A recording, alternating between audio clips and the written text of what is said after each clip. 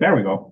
We're recording. We're going to take a look at Zenmap. One of the things that you do as a network administrator, IT person, cybersecurity, is it's good to scan a network to establish a baseline and find out what devices do I have. Zenmap is a graphical interface to a program called Nmap, which is a industry standard tool everybody uses for scanning networks. It's free, it's fast.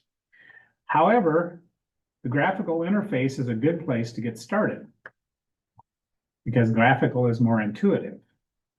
So we're going to go to our terminal emulator. Since we're in class, I'm not going to make the mistake of actually doing the updates, but we do need to update our package manager because we're going to install something.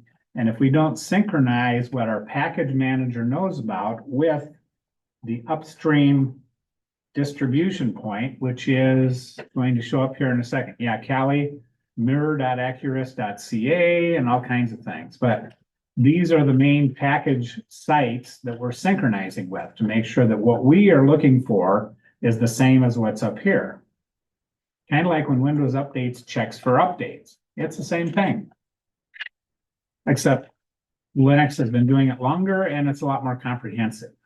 So I'm not going to upgrade 1,277 packages, but I do know that my computer knows about all the packages. So what is a package? Let's see. Let's start with Yanni. What's a package, Yanni? Package? Yeah. What's a package? Anything that's stored together, any file that's stored together? It's a program in Linux. Package is a program in Linux. Yep. So we're going to do a APT search. We're not actually going to do anything, but we're trying to find out, this is what I did, trying to find out, is there anything that's close? So what do you think, Phil? Which of these looks like it might be close? The second one? Yeah, before when I did this, it would show, oh, it does, okay. Oh, there it is. Yep. So yes, the second one is our friend. Good, thank you.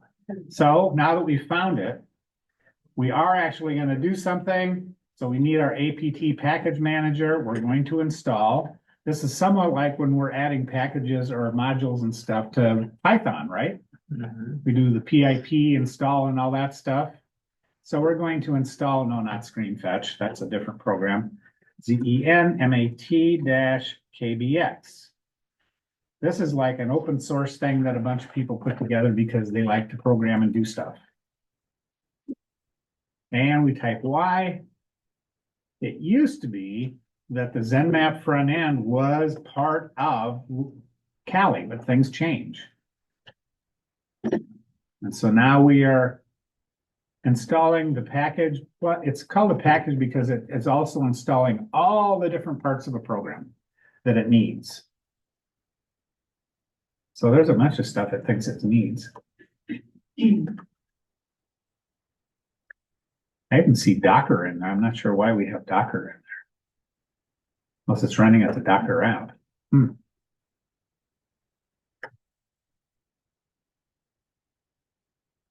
Interesting.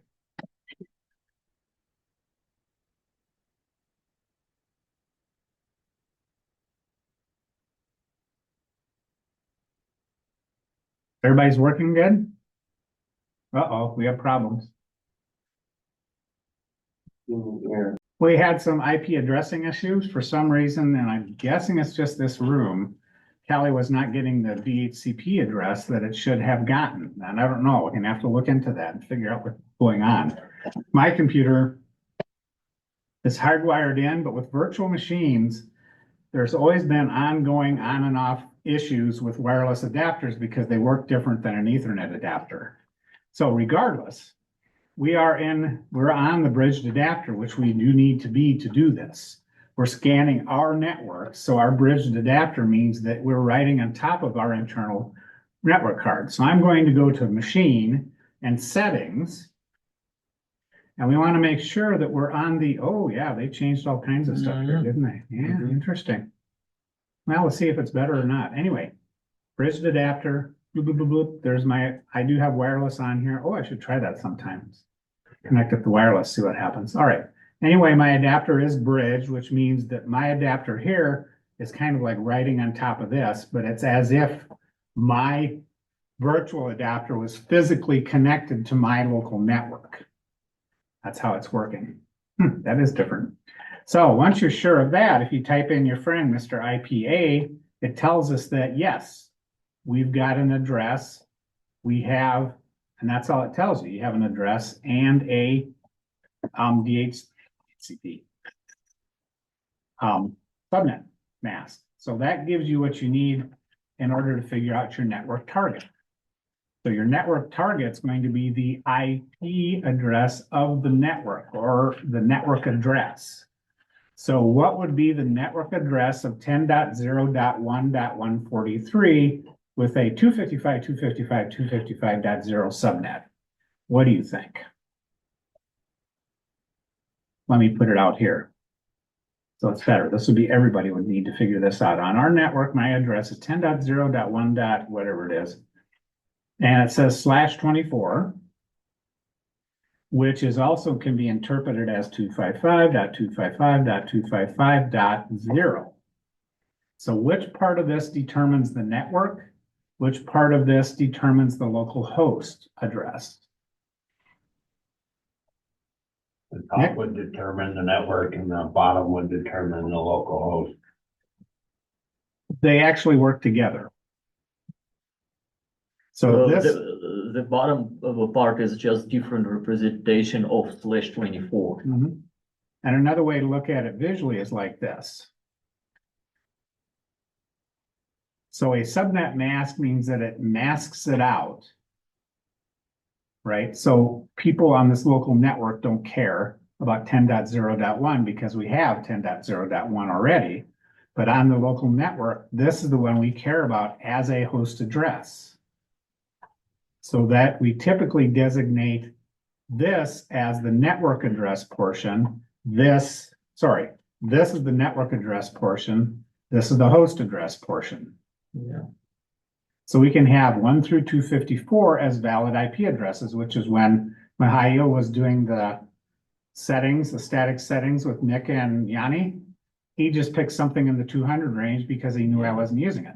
You know, anything up there I'm not using for anything in this network. If I had been using it and he typed in something that I'd already been using, then we'd have a conflict and that would create trouble. But he was fine. So we typically call this the network address because we're saying this is the address of our network because this is the 0 part. This is the part that the mask releases so you can see it locally, so to speak. So 10.0.1.0 is your network address. So you could designate this network like this. That would designate your network. When you're scanning, you can also do 10.0.1.1-254. Some scanners will allow you to do that. What am I specifying there, Yanni? The range. Yep. I can either specify the range that way, 1 to 254. This specifies the exact same range. This also specifies the exact same range, but it also has my host address. When I look at that, I know 1 through 254 are available. And why do I know that? Why do I know that, Phil, or anybody else? There's 2 ways I know that. Yeah, because we use a mask and 3 octets are already 255, so it means they are constant, they are not changeable. And the last one, 0, it means we can use the last octet to give different addresses in our network. I like that, not changeable. That's a good way to say it. Oh, I should zoom in. So he was saying something about octets. 1, 2, 3, 4, 5, 6, 7, 8. Dot. Whoops, I should do this right. 1, 1, 1, 1, 5, 6, 7, 8. Dot 1, 2, 3, 4, 5, 6, 7, 8. Dot 1, 2, 3, 4, 5, 6, 7, 8. Dot 1, 2, 3, 4, 5, 6, 7, 8.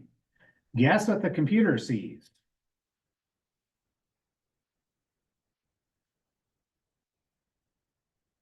Which one of these do you think the computer sees? Does it say decimal or what's the thing that I typed in there? What's the numbering system I use? Binary. Computers see ones and zeros.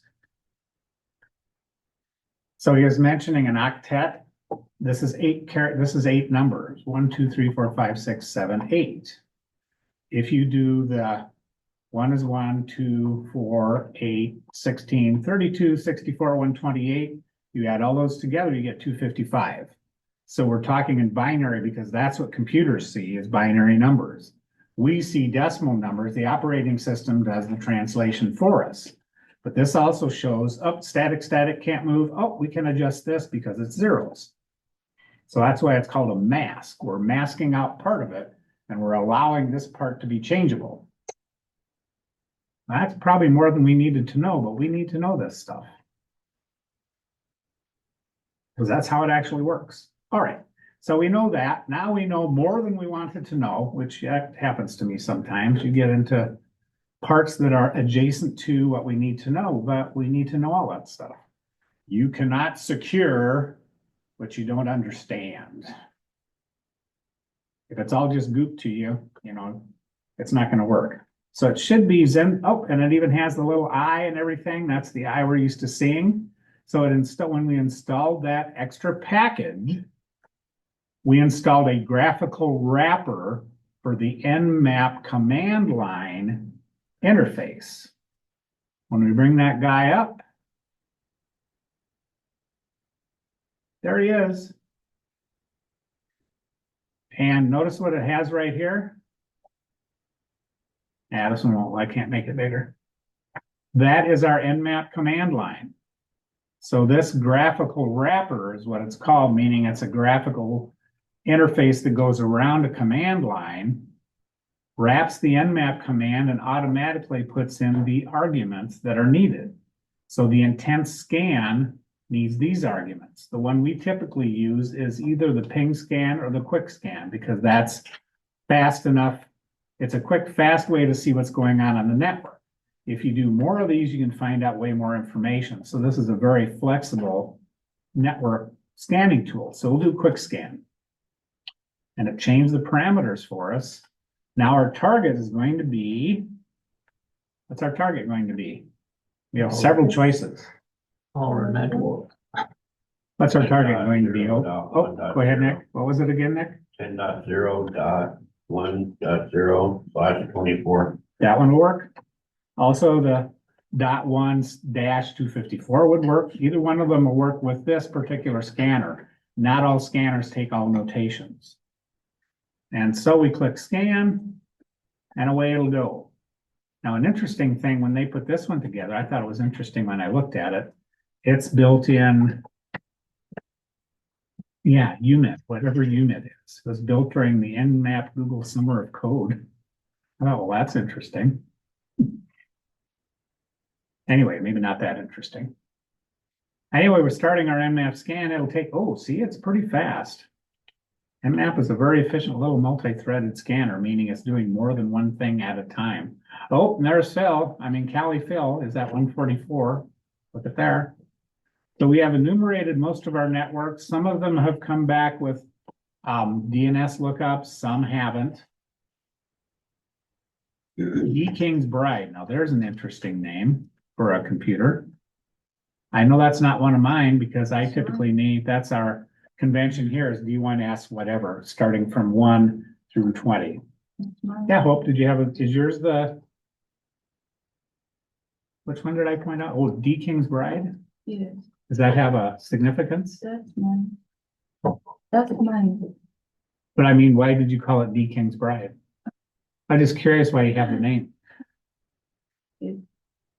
It's a lot. It's a what? It's a lot.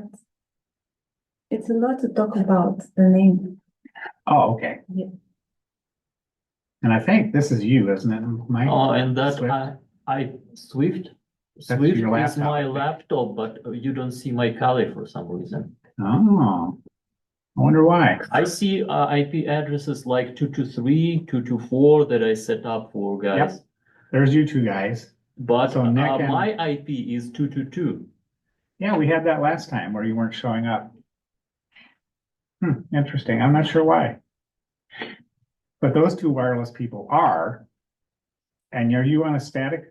Yeah, Also- I'm in a static two Okay. two two. I don't know. But you see my Right. laptop, my host system Is Swift.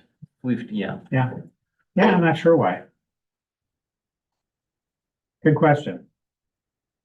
Anyway, as I look through these and see more information, you can see that this is well, when you look through here, if you recognize some of these services, like NetBIOS, Microsoft, okay, now Microsoft, that would be all the computers in the room, because it also says Dell.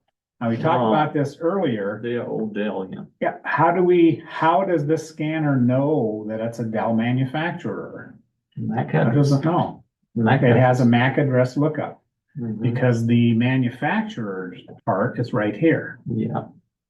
So there's MAC address tables where this is like publicly available because everybody needs to know that. Should be unique per device. However, one of the things we're going to do is spoof the MAC address. We can spoof anything almost. You can pretend to be somebody else very easily. Like I could pretend to be D. King's bride if I wished. No one would know that I wasn't. Well, I think that's basically all I wanted to do is go through how scanning works, how many hosts are up, what type of information is available. We're also going to do the same thing in Windows. There is a Zenmap for Windows. However, let's see if that website has changed, because boy, VirtualBox changed a lot. So it's actually nmap.org. Nope, this still looks like the 1980s. And there's Nmap 7.95. Looks like they have a new one. Windows. There's our guy, Nmap 7.95. And it will look exactly the same as this one, and it'll work exactly the same. It will install something called an NP cap. Cap meaning capture. We need something inserted into the network stack, so to speak. And if we look in our network and internet settings, wherever mine are, properties maybe. Okay, no, that's not it. We don't need to edit it. It's going to be here somewhere. After they move things. Okay, edit is, nope, not going to help.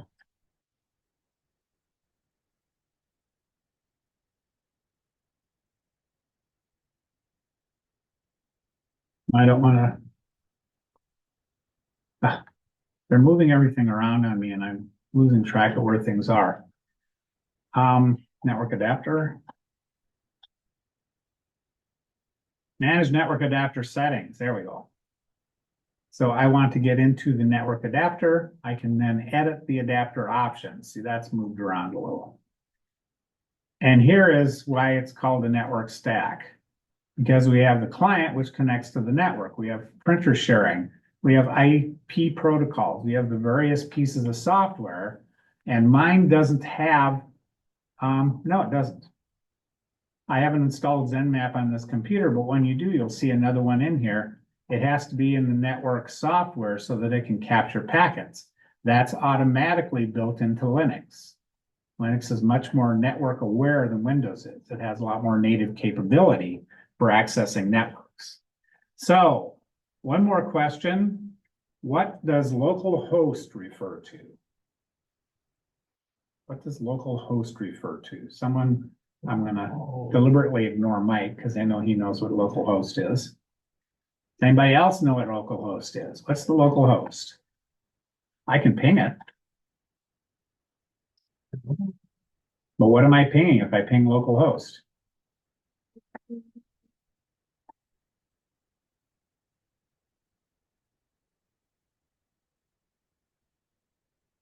I can ping localhost on every device.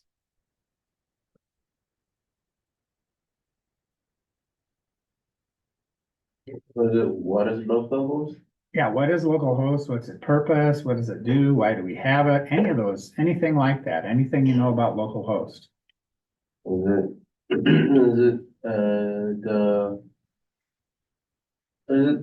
Is the one that allows people to scan it and stuff? Localhost is literally your local host. So I'm doing this on my computer. I'm pinging myself. When I do this in Kali Linux, I'm pinging myself. So localhost literally means localhost. It's a test. It's called a loopback, but it's a way to test to see, is my network stuff working properly on my computer? So that's what its purpose is. If I can ping localhost on my computer, the network stack is working fine. So my network stack is working fine in both of these. The other name for it is the IP address. 127.0.1, 0.1, 127.0.0.1 is a special address that is the same as localhost. So localhost is an alias to 127.0.0.1. And the only place you can access that address is from the local machine because it's the local machine's local address. I think we're now at the, so if you scan the local if you scan localhost, what are you going to scan? Well, not your own network, but what are you going to scan if you scan localhost? You're close. Your own computer. Your computer. Yep. So if you scan the local host, which one of the points of me having you do that is just to see what it looks like. All it's going to do is store the, I don't know why I didn't get rid of all that. But it's showing my local host and there's really all 100 scanned ports. You know, it says that I'm up, pretty much that's it. So it's just saying I'm there, it's scanning me. Okay, let's stop that for now. Move on to something else. Questions on any of that?